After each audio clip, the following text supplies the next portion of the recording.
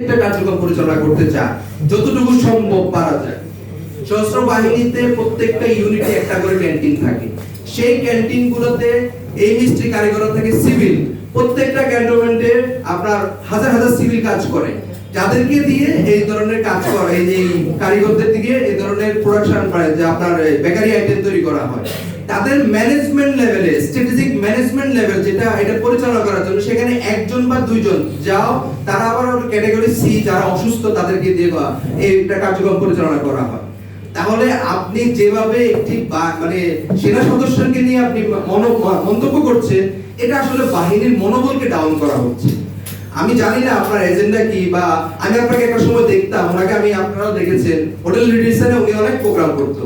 Hotel রেডিসনে ওখানে think ট্যাঙ্কে অনেক কিছু যেত, অনেক প্রোগ্রাম করতো, ওনাকে রেডিসনে খাবার দাবার খাওয়াতো।